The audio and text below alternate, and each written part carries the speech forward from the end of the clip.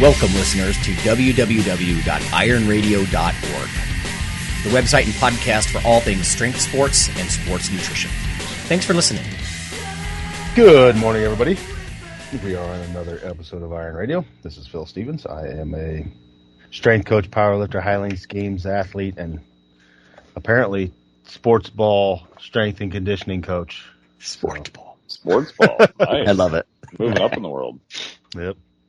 This is Dr. Mike T. Nelson, creator of the Flex Diet and the Phys Flex Cert. I'm still down here in South Padre Island, and I'll be doing a seminar with Luke Lehman. We'll be doing 2 days in Amsterdam the end of May. So if people are interested, drop me a note. While we're doing intros, I wanted to say I'm glad you guys all survived the eclipse. Yeah, it was cool to see. It was the first eclipse I've seen in my lifetime where, I don't know if you guys saw it on the news, but there was a bunch of stock up on 2 weeks of food and fill your gas tank. I was like, it's a fucking eclipse. What the hell? Yeah. We've been through a lot of these. Why? Not to get super dark, but you see the crazy astrology girl who killed her whole family because of the eclipse stuff? Oh, no. That's no. She's like an astrology. She's like an astrology influencer. Oh, no. And hey. More influencer. Don't get me started. Yeah.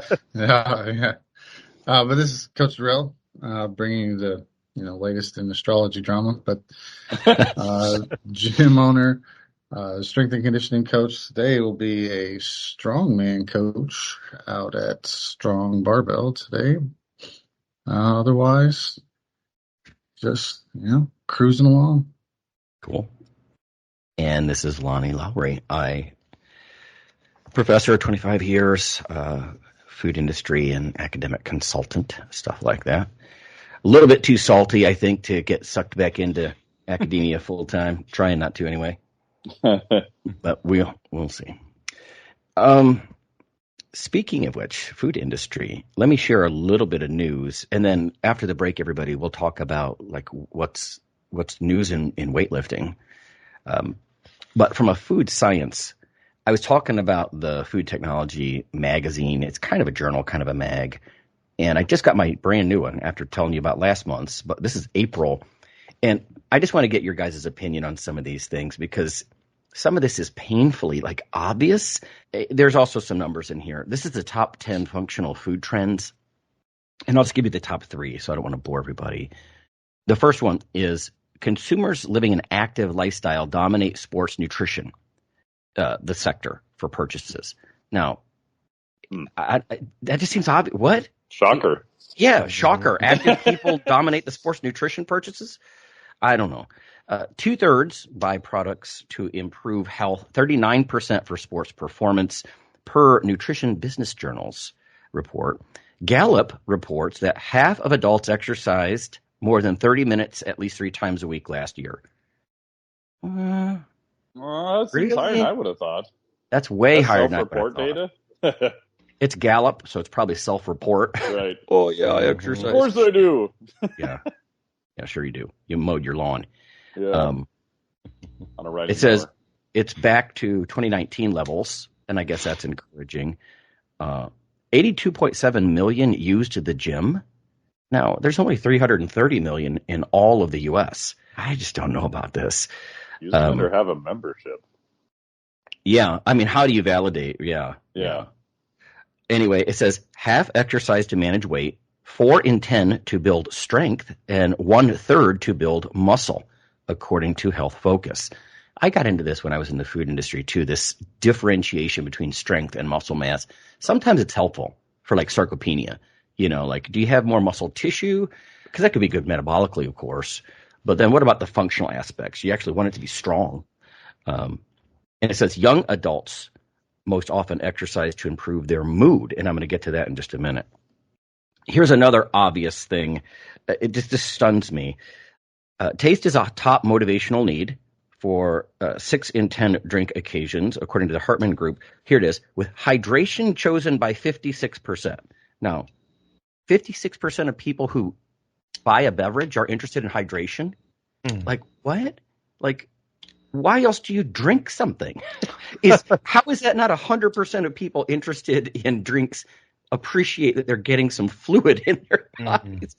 I don't know. But I thinking like people are getting energy drinks for energy or something. Is that in the same category? Yeah, and I think that's where they're going. I mean, people do it for cognition or energy and other things. But I mean, when I see 56%, how is this not 100% appreciate that it's hydration? It's a drink. Anyway, yeah. So far in this report, we've got active people are driving the sports nutrition segment, and thirsty people are driving the beverages. Shockers. Now, some of this stuff, if I jump back and forth a little bit, energy enhancers continue to be strong. Pre-workouts continue to be strong. I'm sure this doesn't surprise any of us, right? Stimulants sell. They always have. They always will. This one caught my eye. Pepsi's new Rockstar Focus drink is formulated with lion's mane mushroom, along with 200 milligrams of caffeine for a mental boost. So it doesn't have any sugar. And this is not an ad, but this is something that I might actually try. I don't know about this flavor, watermelon, kiwi, maybe. They really go off the deep end with some of these flavors. But yeah, getting a gram or so, I doubt it's well dosed with the lion's mane. Yeah, that's what I would wonder. Because, you could take a couple grams of that stuff. I would take, unless there's at least half a gram, 500 mgs in there, I wouldn't even consider it useful, probably. Yeah. But we all know how companies underdose to meet margins. Anyway, back to this section called Proactive Potions. It says, an experience is expected by 50% of people and energy by 46% when they get their drinks.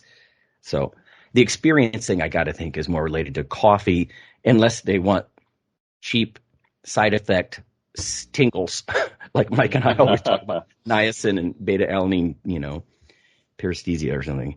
It says functional teas and coffees and cocos will grow from 3.3 billion to 3.8 billion. So continued interest in functional foods. A lot of interest in inflammation. As I jump around here, man, I feel that the older I get, people talk about inflammaging and all that. Spins, S-P-I-N-S, reports that magnesium, CoQ, and red yeast rice, as well as hawthorn berry, are popular for heart health. Not surprising, I guess, with those.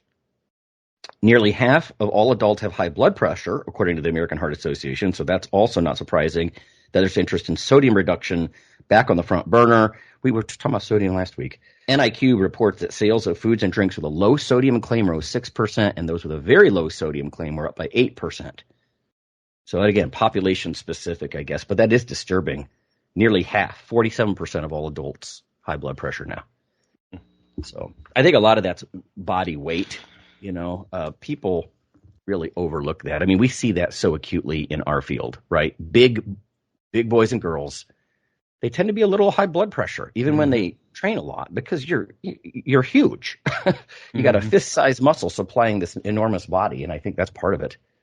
But anyway, yeah, just some trends there that I think some of them are obvious, but also some interesting things about the lion's mane and some of the functional ingredients and people wanting an experience. There's a lot of metabolic stuff in there too that I thought Mike would be particularly interested in, just because I don't know, what are people looking for? I mean, if you want enhanced metabolism, you got to train, buddy.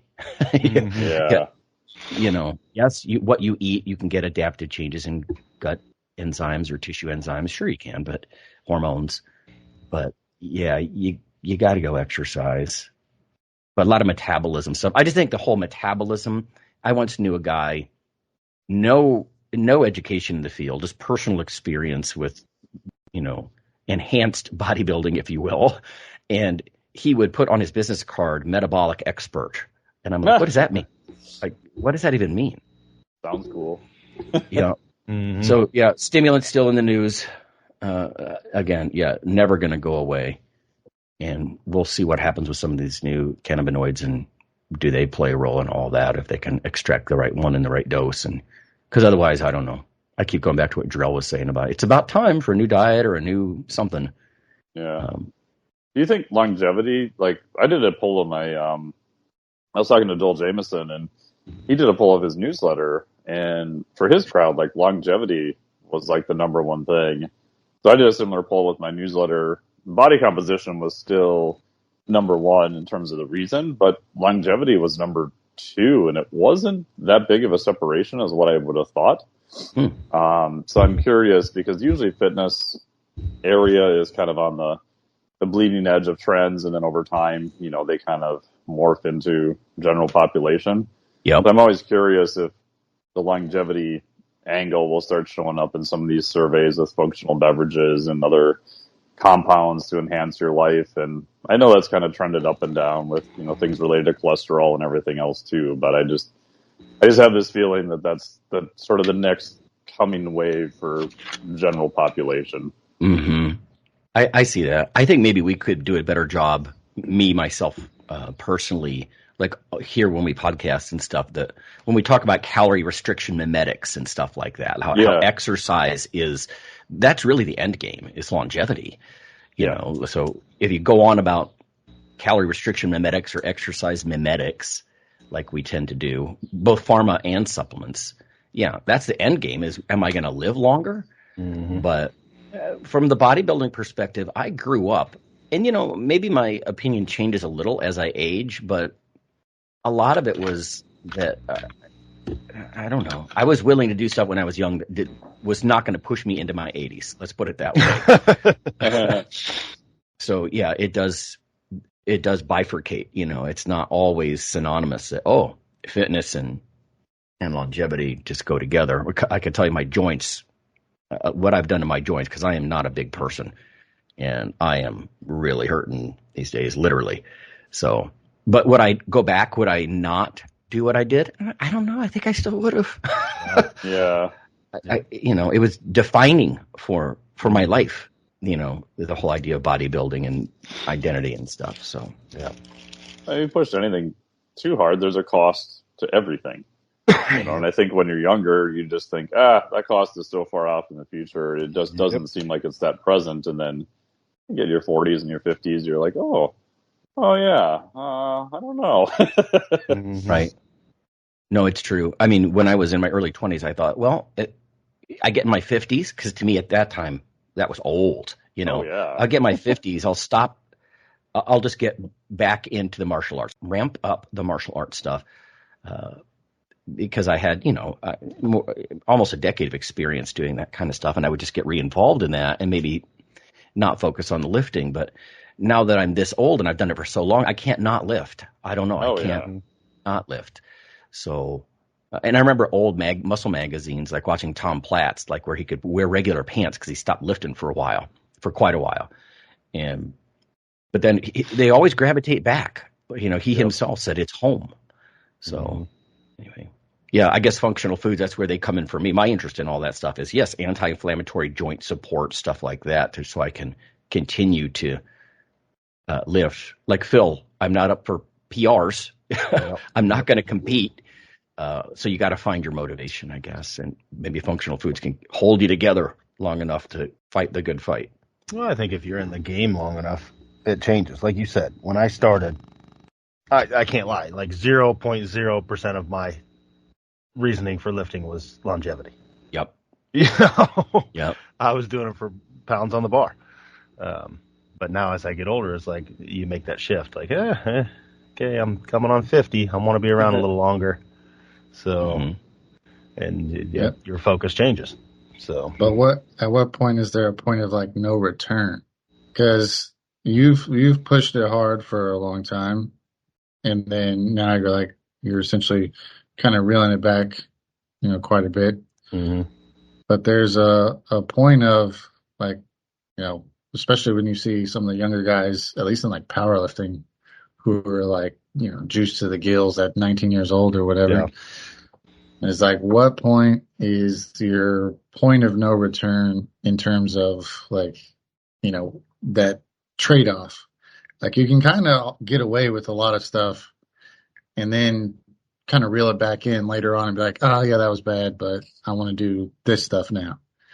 But there's some people who can't get back. Like there's a threshold that you pass at some point. It's like you can't you can't swim back to shore once you get as far out as some of the.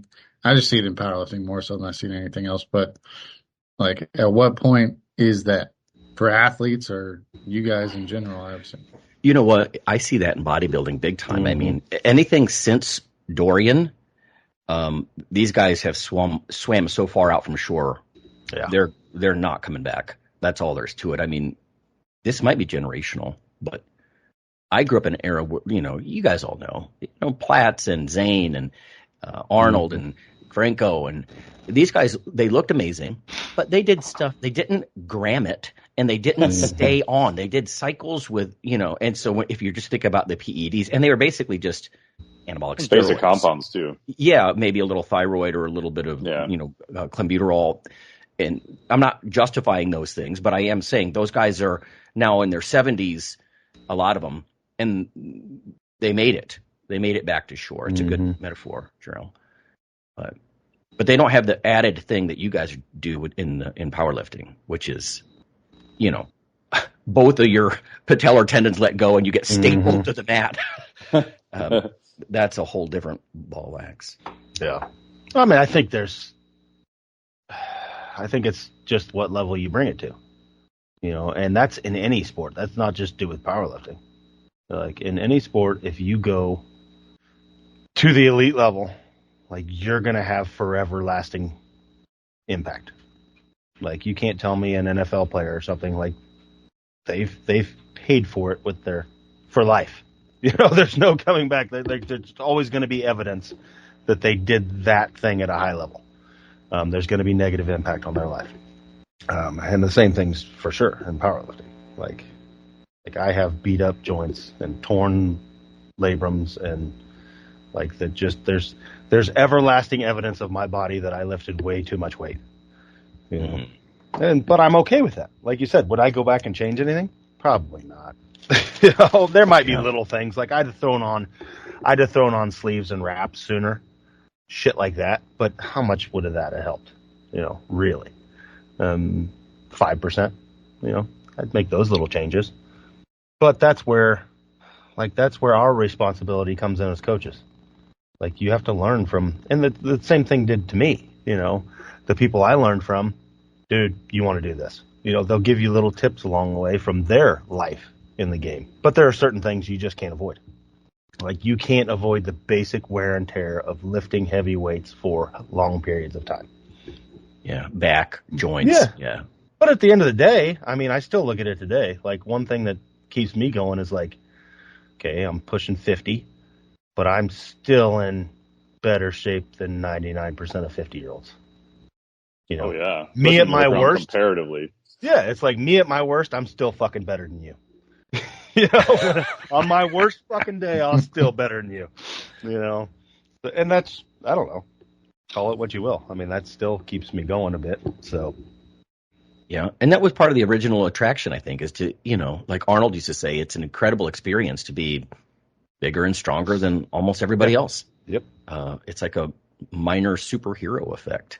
I think the older school guys, as they get older, and the reason they're still around is you might consider it like the newer generation guys, they have what I would consider buyer's remorse. They overspend when they're young, and now they regret it. Whereas the older school guys, they spent, and they have scars to prove it.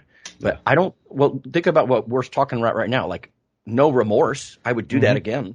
Yeah. So I don't think, you can push it pretty damn hard. You can be pretty abusive and not end up with buyer's remorse. Yeah, I mean, I think that's in any, like I could see, like I can't help but relate this to other sports, like, but in powerlifting, in football, in any of those things, the people that have remorse are the people that pushed it hard and never made it anywhere. Like the dude that fucking like took grams and like broke backs and shit and only made it to the college level of football probably has regrets. The dude who made it to the NFL and won the Super Bowl, no regrets. Yeah, it was worth it. What he attained was worth it for the wear and tear. It's those people that put it in and like, fuck, I still didn't make it. Look what I gave up. Like I broke my back, I broke my femur, my knees are trashed, and I only made it to that level. I could see some remorse there. Yeah, there's no return on investment. Yeah. I gave all this up and I fucking ended up playing for Northern Ohio Technical University. Ouch. So, but Yeah. I think that's with, like you mentioned, any high-level athletes. I mean, we've all worked with high-level athletes from different disciplines. I've worked with, mogul skiers, downhill skiers, hockey players, etc. And any of the ones that made it to a high level, I can't think of, and it's a biased population because obviously they're seeking help with things. If they were just walking around fine, they're not going to seek out a professional to help them with stuff. But very, very high percentage of them have knee issues, back issues, concussions, TBI. Like, there's a lot of other costs with other things that I don't think people realize. And pretty much any high level endeavor has its costs, even though they might be different from one to the next. That's a good point, because I mean, a lot of people, they love to throw stones at like heavy weights and stuff, right? Like that's so dangerous. But I mean, when I was a sports nutritionist at the university level, I'd say 1 out of 6 of the patients that came into the eating disorders program, they had amenorrhea and bone loss, and a lot of that stuff, that happens in your college years, and you get much beyond 30, you're not in the same situation to rebuild your bones. So like they're heading into their lives with reduced bone mineral density and all that kind of crap, because of the amenorrhea from the constant running, the miles and miles and track season becomes cross country, Yeah, even endurance athletes. I mean, if you look at extreme endurance athletes, they actually have a lot of cardiac risk. That doesn't mean if you go run a couple miles, your cardiac risk is going to go up. But if you push anything to the extreme, there's going to be a cost that's associated with it. That's just how it works. No, and that's what we talked about tons of times on the show. Like literally, if your goal is longevity, like you should look to be just above average and everything. If you go beyond that, you're doing long-lasting damage, no matter what field it is. What physical endeavor. Like it's just, and people neglect to see that. They don't want to hear it. No. I mean, what you're saying is a grim reality that most people don't want to hear. Like you often say, I want to be a pro bodybuilder. Do you know what you're saying? Most people don't. They have no clue of they only look at the end. They look at I just want to be that. Well, do you realize what that went through? Yeah, there's a cost. There's a cost. So, I remember Dave Tate saying that once. He's like, if you want to be an elite level, not just a good athlete, but at the elite, single digit high percentage of all athletes, he's like, you can put your health in a box and shove it under your bed. Yeah, it's true. Well, it's sort of like what we say, like I start like ex-phys class talking about, the components of physical fitness and how the elite in any category are less physically fit across the board. Because like what Phil was just saying, I mean, you have to give up. You're not going to go run, have an amazing, 10K and squat 780. It's not going to happen. No. So you got to give up some things to specialize, That's one of the reasons I think I could, as enamored as I was with elite bodybuilding, I think sometime in my late 20s, I was like, I can't make those decisions. I can't. And that's fine, but that's a question everybody has to answer individually. There's nothing wrong with that. It's just you literally have to ask that question of yourself at some point. Yeah. So, which is partly why I think I'm not literally in a wheelchair. I hear some of those guys down in Columbus, they're getting wheeled up to the squat rack in a wheelchair, popping Vicodin, and then they squat heavy, and then they get back in the wheelchair. And but I mean, it reminds you of like when they asked Ronnie Coleman, like, if you have any regrets. Yeah, his regret was he didn't take more reps. The 800 and do it for 3 instead of 2 or something. Yeah, exactly. It's like, and that's just the mindset it takes, though. That's the mindset it takes to go to that level. Yeah. Fuck everything else. I'm doing it. And but I mean, that's the special mindset it takes to be elite. Like you have, and that's what most people don't and never will understand. And rightly so. That's why there's freaks. Well, it is compounded. I mean, the strength sports, it is compounded, strength and muscle sports, because you also have to become a felon. Yeah. That's not true of all sports. Yes. Because EPO probably isn't scheduled in the same way. I don't even know what it's scheduled. But you get the point. Yeah. Even the polypharmacy that's used, Yeah, like what was it? Jim said something about it's literally a federal crime to be excess male. Yeah. Yep. Yeah, point taken, man. And that has to go into your calculations if you have a family and stuff. It does. And that's, oddly enough, the biggest one I've had is it's always the people that I want to be the next world's strongest man. Okay, we need to sit down and have a talk. Yeah. Because here's what you're going to have to do. The strength sports, that's the one that's on like TV the most and stuff. So. Yeah. And knowing when to pull the plug, I told the story on here before of a buddy of mine who was very high level competitive bodybuilder, and was Dorian Yates was helping train him. Very, very, competitive physique. He goes to the Arnold as just visiting, sees Phil Heath at the top of the escalator, who had just only won like the local show in Denver, hadn't even really started training yet. Talked to him and he goes, You have only been training for was it 6 months or something at it? And he's like, yeah. And he went home. He's like, I'm out. He's like, what I've done to reach this level, and this guy just started training for 6 months, and that's my main competition. No, I'm out. Yeah. Yeah, well, that's a big part of it at that level. Yeah. I mean, it's who were your parents? And yeah. A lot of it is that. Yeah. For any genetics too. Yeah. Also, the drugs in that kind of situation, when you watch someone go from zero to pro in 6 months, there's no amount of genetics that are going to do that, buddy. Yeah. No, and on that same topic, I don't know why, but there are people that respond differently to the same pharmaceuticals. Like, I've seen it before. Like, this guy started taking a little depot, and my fucking God, they turned into Captain America overnight. It's like, and then another guy will, and it won't. It's like people that react differently to different things. My brother once said that about a local guy. In fact, it was that metabolic specialist guy I was just mentioning. My brother said, God, all the shit he's on, the bro's got no damn receptors. But crazy. You're right. We talk about genetics. It's not always for strength or size. It's for resistance to side effects when you're gramming it. Yeah. Yep. So, all right. I guess we're almost halfway. Let's go ahead and take a break, and then let's come back, and Jarrell can tell us about what's going on in the weightlifting world.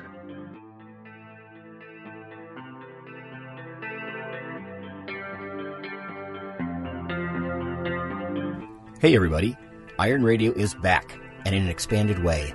What can you expect? Well, first, you can get it simulcast every week on the nutritionradio.org network, as well as on the original podcast. It'll appear regularly on iTunes, Spotify, and all your favorite podcasting sites. We have a new Iron Radio / Nutrition Radio Facebook page as well. Please check us out. We're even backed up on YouTube. We hope that an expanded presence will get you the news, education, banter, and guests that's made Iron Radio's community so loyal from the start. You are appreciated. Welcome back, guys. Today I want to give you kind of a rundown of the positive happenings in American weightlifting.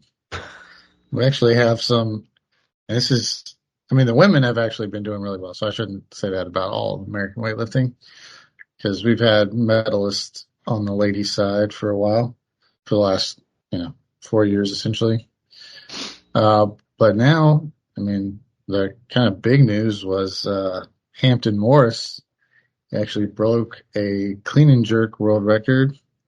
And so actually similar weight class to Tommy Kono back in the day. I think Tommy Kono was 63. So the new weight class is 61. But he beats one of the Chinese lifters who broke the snatch world record, before they got to clean and jerks. But he broke a clean and jerk world record and won his weight class. So gold and a world record, which is brand new for men's weightlifting. Now, if you ask me who the other men's weightlifters are, I have no idea.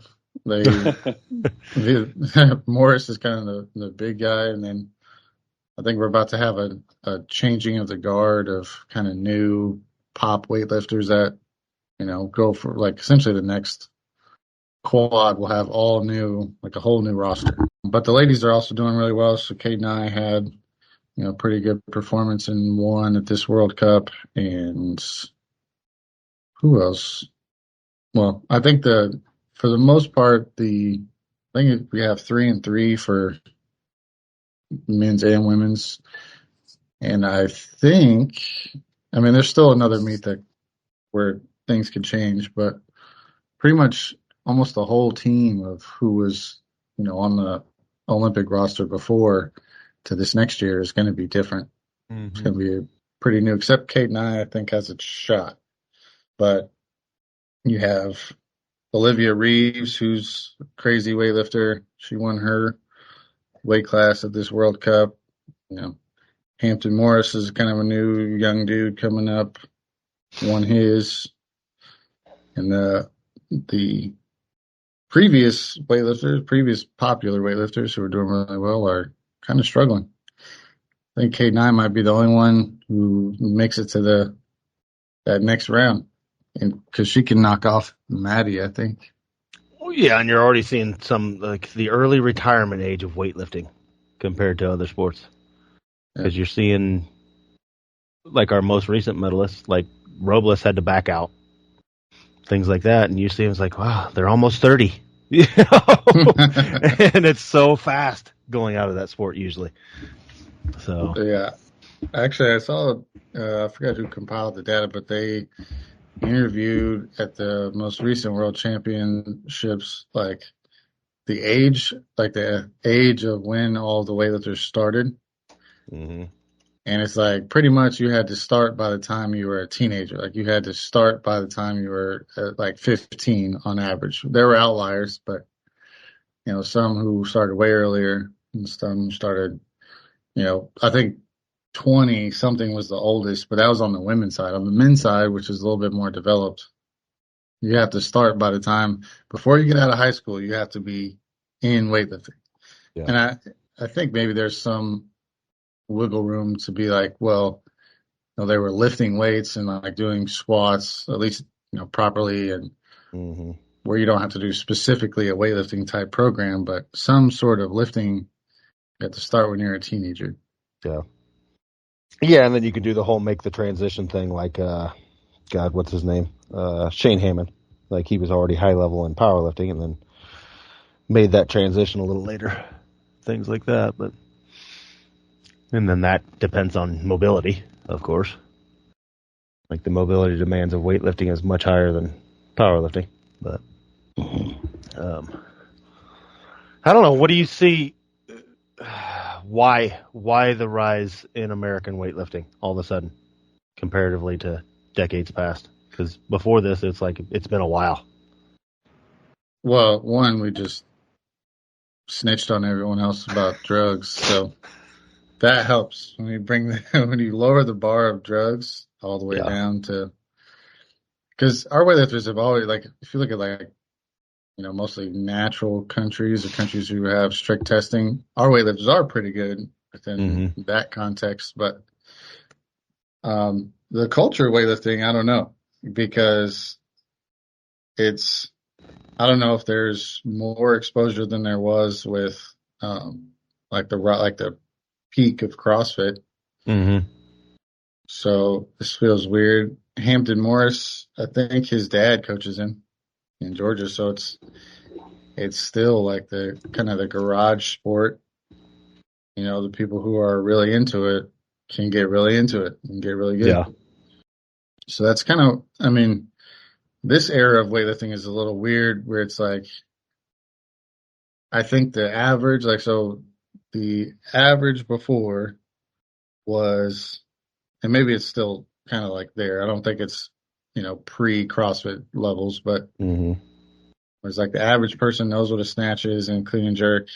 And like the bar is like the lowest end is raised a little bit, like the lowest, the minimum, more exposure and all that stuff. And there's more places to do weightlifting. I see a lot of people just doing weightlifting at, Globo gyms and stuff because they have bumpers and things like that. So, but as far as like the excellence, I have no idea. It's hard to say because I think you kind of just got to geek out on the sport and dive deep into it. Yeah. And you kind of just end up better than everyone every now and again. I mean, it's hard for us to fight. Like we're fighting the good fight against places like China and Eastern Bloc countries and stuff, and like they have a built-in system that we just don't have as far as identifying lifters at a young age and almost forcefully immersing them in a sport at a young age. You know, like this is what you were born for. You're going to the camp now. Your family will get food. You know, we don't have that level of shit. You know, and we've talked about it before. Like also, I mean, it's like any sport, any major sport. You look at the people that are generally the vast majority of people that are high up in it are high up in it because that was their way out of the life their whole family has lived for generations. Like there's no secret in that. I mean, like at the NFL, a vast majority of the people that made it come from a background that had no money, and they're the one that made it out. And you see that in weightlifting in other countries. Like this is my avenue to feed my family, and that's a big motivator that like we don't have here. Like I don't know anybody that's in weightlifting like getting stipend to feed their family. You know. So, whereas you have that in other countries, or like we talked about, it was the last Olympics, the girl that took gold, like she got 2 houses and something else, like it was life-changing shit. You can't ignore that motivator for people that we just don't have as a country. So, and it's sad to a point, like Hampton here is going to come home and there's going to be no parade for him. You know, nobody gives a fuck. The vast majority of people will have no clue. Whereas if he was in another country, like I witnessed it firsthand when I was in Thailand, one of the girls won Olympic gold and they like paraded her around the country. She was a superstar. I mean, to the rest of the world, yeah, but I wonder what you guys think about this. Do you think the Olympics in general is just in decline? It seems that way. Yeah, for sure. As far as like prestige and. I'd say so. Global. Like the viewership of the last one was way down. And you just don't hear about it. It used to be when we were kids, it was all over the news. But we were also in the midst of the Cold War, which helped because we need to beat those Russians. Mm-hmm. You know? And that was a big part of the advertising for Olympics. I mean, and that went on. That started. Look at the pre-World War II Olympic Games. Like it was, we all need to beat the Germans. And the Germans were bringing in their juiced up fucking super team. And, you know, that's what it was. It was like the Olympics used to be set as like a non-bloody conflict between countries. Yeah. It's a way for us to compete against and you don't hear that. There is not that advertisement anymore. Even Rocky IV, you know, like Drago was this big Russian juiced, you know, it was almost anti-technology. But it was very much we, they. Yeah, that's true. Yeah. And we've become more of a global economy and a global world with the advent of course, social media helped that. Everybody feels closer than ever. Like you could be like right now, he's in fucking South Padre and he makes it to the show. He could be in Korea and we could still be on the show together. Mm-hmm. Whereas that didn't happen years ago. You never know. And yeah, you'd know because we don't do video because we're old school. So, and that's part of it. I mean, the division, the country lines have blurred a bit, and I don't think that's helped the Olympics. But, yeah, I'd say the viewership across the board and interest in general is way down comparatively to before. The concept of selection, to pick out the freaks. But it makes me wonder, too, about what you're talking about. If they don't get involved by the time they're like 15 or something, you know, the chances are lower. Mm-hmm. That's also, it's got to have something to do with like neural development. You know, as your nervous system ages through these maturational periods, you've got the stimulus applied. So you're like crafting it while you're adding clay, you know, as opposed to somebody trying to do this much later. Yeah, I think with weightlifting, a lot of it's physiological as well. I mean, there's one thing the biggest thing I noticed in my own lifting in age is how dynamic I can be. Like you lose that speed component that you used to have. Part of that is orthopedic damage, you know? Right. Like it's hard to be explosive and fast, or like even me, like 15 years ago, I would not think twice about jumping out of the back of my truck. Like, we're doing work, I'm just going to jump out and run over there. Now it's like, no, there's something might blow up. I'm going to gently step down. And in Olympic weightlifting, the dynamic nature of the sport just points to young people. Whereas powerlifting, you can do it at a much older age. Like, of course, we're trying to be explosive, but I can grind out lifts. There ain't no grinding out a clean and jerk or a snatch. So the dynamic nature of the sport, I think, just pushes towards youth. But well, what do you guys, Jarrell, you and Phil both, I mean, and even Mike, insofar as how many Olympic lifters you have on board, but how old are they? Do you guys get kids coming to you? And I mean, outside of what you do, Phil, like with a school district or something, but I mean, do you have young people coming to you because they know? Yeah, because they know that they better get good at it? Or is this just older people who picked up the weightlifting from CrossFit? Or what's the... I get a lot as far as young athletes that aspire for other sports.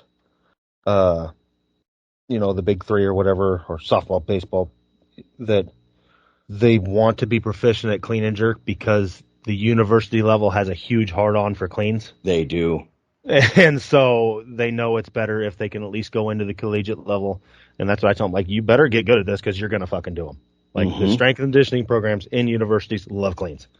So you're a step ahead if you can go in there, at least know how to do them correctly. So I do get a lot of that. But that's why they don't want to be good at Olympic weightlifting. They want to be proficient enough to have a hand up on their competition when they go to the university level. Well, then why do people get involved in the U.S. in Olympic weightlifting if we don't laud them and parade them around? And if they go into a football strength conditioning program, there's glory to be had. Monetary value. Oh, exactly. I was going to say you don't have in weightlifting. Right. Yeah. For the extreme few, even a stint in the pros, even if you sit the bench, like you were talking about, like monetary motivators and stuff. But there's recognition, maybe some money. But what makes those guys go Olympic lifting then? I mean, you'd have to be a real outlier. I will say, with weightlifting, because it's actually kind of the same in like jujitsu too. Like it's kind of at the same level as where CrossFit was in popularity, like early on. But it comes down to like really good and kind of, I would say, passionate, interested coaches. Yeah. Because like how important that is at the weightlifting level, because what keeps a kid going back to weightlifting versus a team sport is like their connection to the coach, which is a much different connection than you get with like team sports. Mm-hmm. So like the coach being able to like keep that lifter engaged and like, them feeling like they're growing, getting something out of it, which there's a level of that you just do not get in team sports. Yeah. Like even your star players, they might get special treatment amongst, the few, but it's rarely about like personal growth and development kind of thing. It's usually, what can you do for me? In that kind of aspect. So like the coach is kind of who raises the lifters, right? So you have, and not that you have like this decision where it's like, well, I can be an Olympic champion or I can sign a $70 million a year baseball contract. It's like, it's tiny decisions that start way earlier in life. So like, I mean, I have a 7-year-old right now, and the reason he's doing weightlifting and stuff is because, and like, if you get him into it, those movements become the funnest movements to do in training. Like, so the kids, when they get to do cleans and snatches, that's like their treat. Like the squats, well, and also deadlift. I have a bunch of like push pullers. They all like to fucking bench and deadlift. That's it. But once they get in the habit of cleans and snatches, like them seeing their progress there is like they start to connect the dots, and then that's like their fun. They get a treat when they come to the weight room and do those versus when they have to squat. I don't know what the deal is with squats. Everyone hates squats. Yeah, they're hard. hard. Yeah. And people naturally start off better at deadlift. It's a simpler lift, Yeah. and it's not as scary. I think that's a big part. Like deadlift is not nearly as scary as a squat, because you can If just you can't make it, it stays on the floor. yeah, or you just drop it. It doesn't crush you. Yeah. Know? Whereas there's major apprehension, like unracking a heavy bar on your back. Like, oh fuck, if I crack my knees, I might just be stapled to the floor. But I don't know. Maybe I think that said, I mean everything you just said. I think there's also a purity in Olympic weightlifting and sports like that like you're not going to get the glory or the monetary value. Like you end up with lifters that are doing it for the love of the sport. Because if they were just a freak athlete, let's be honest, like a lot of freak athletes could, if they took the time, could have excelled in other sports. There's probably plenty of elite level weightlifters that could have done well at other sports, but they chose this one. There's plenty of people in the NFL and things like that that probably could have been great weightlifters, but they chose this route. And nobody's choosing weightlifting for money, at least here in the United States. It's just the way it is. So, I mean, I think here you get people that actually, they're doing it at least in part for a love of the discipline. And it takes a special person. It takes a weird special person to like concentrate a decade of their life on 2 lifts. Mm-hmm. So it makes a lot of sense what Joel was saying about the mentor-mentee kind of thing. Like it's a one-on-one. It kind of reminds me a little bit of, like, Phil, you did some boxing. There's a bit of that, like you have a specific coach who becomes like almost a father figure or a mother figure, I guess. And and that's got to play a big role. That tells me we need more Olympic coaches that know what they're doing, Olympic lifting coaches. Yeah. Because if they're the gateway, if they're the ones that get people hooked, I don't know, maybe as a country we just don't want to. I mean, let's face it, even bodybuilding, powerlifting, very weird niche sports. Yep. I got to be careful not to romanticize. Like back in the day, we had muscle movies, action heroes, all that. And I mean, muscles were cool, I guess. Mm-hmm. But as a sport, always weird niche things. Yeah. So I guess it depends on who you bump into in your early teens. Mm-hmm. I think you could argue that a bit with every sport, though. I mean, like the kid that gets wrapped up in football or baseball, a lot of times that was a coach that was their early influence to that and made them fall in love with it. And just let's be real, making fitness an everlasting part of your life. There was usually some positive influence early in life, not a negative influence that led to that. Yeah, on some level, I think by the time you're in your middle years and once you become post-competitive, it is funny. I don't remember if it's classical or operant conditioning, but you get reward for a certain behavior, reward. And then you remove the reward and the subject keeps doing the behavior. Mm-hmm. And that's where lifers are, I think. Mm-hmm. Like, do you see Ed Cohn just, I'm not going to lift anymore. I'm never going to touch that shit. It gets baked in. It does get baked in. And that's where the love of the sport comes through. And you see that, like I've seen interviews with, lately I listened to an interview with Christian Okoye. So he was a running back for the Chiefs and years ago in the 90s. And he literally hated fucking football. But he did it because it was his way out of poverty in South Africa. Wow. And he's like, and you get that in some, but the vast majority of people love the sport they were in. They just have this love for it, and then they pass that on. But you do get some people in the very monetary incentive-based sports that are literally doing it for the financial gain and the life-changing money, which, like I said, that's one thing we don't get. Like, the love of the sport is for the basic strength sports that are more niche, arguably a much higher percentage of people, because there isn't that monetary gain that you can get. Like, you're not getting life-changing money from being a weightlifter, like generational money. Like, I can feed Right. my kids and grandkids. Like, they'll be good because of what I did. We talk about that in this household a lot. Like, a lot of people who do pretty well, like my brother's in this category, he fancies himself pretty wealthy. I'm like, dude, you don't have generational wealth. Yes. Right? Like, that's real wealth. Yes. But in any case, I wanted to, I know we're almost out of time, but I wanted to ask Jarrell about, so are you hopeful? Where are we headed? I mean, if coaches are kind of the missionary, if you will, to get people into Olympic lifts and stuff, is it going to grow? Is it just growing in the women's section? It sounds like there's some positive stuff with our men. Where's it going?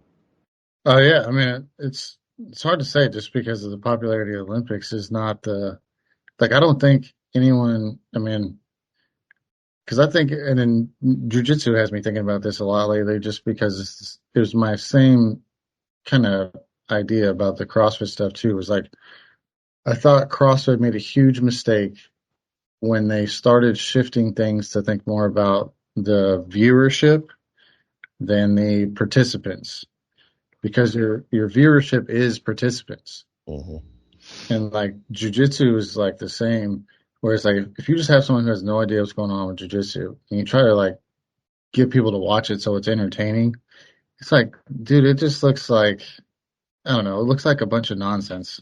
You know what I mean? Like MMA has viewership. There are like big, impactful things that happen in MMA that are entertaining, or boxing, knockouts, big time fights, big, big exchanges. Jiu-Jitsu is not like that. And then like, so they kind of have this, like, how do we make this more entertaining for the fans? And it's like, you get more fans. Like you just grow your participation. And I think that's the same with weightlifting, where it's like, hardly anyone, I don't think, would do weightlifting just because they saw it on the Olympics. I mean, some people might, that would be rare. But it's more just like a, localized cultural thing. Like you have a little gym thing going on, and it's like they have, whatever it is, a record board or something, like a culture that's just happens to be weightlifting. And they're like, oh, I love this culture. And I just want to keep growing up in this culture. Like I never want to leave it. And creating more situations like that, I think, is the only way forward for niche sports in general. Yeah. It's like, don't try to meet the fans where they're at, because, the fans are the fans. Like I met one dude who didn't do any weightlifting or anything, but just was like a huge super fan of weightlifting. And just showed up to all the meets just as a fan, like didn't lift, didn't really do anything. And I just was like, man, that guy is so weird. Because I couldn't imagine like being interested in weightlifting without participating that much in it. Right. From like, he knew like stats of people, you know what I mean? Like, oh, so-and-so is doing this and this is their total. Like you would of, Michael Jordan or something. I was like, that is the weirdest thing I've ever seen. We need to do a whole episode on this. I think that's a really astute observation about participants are the fans.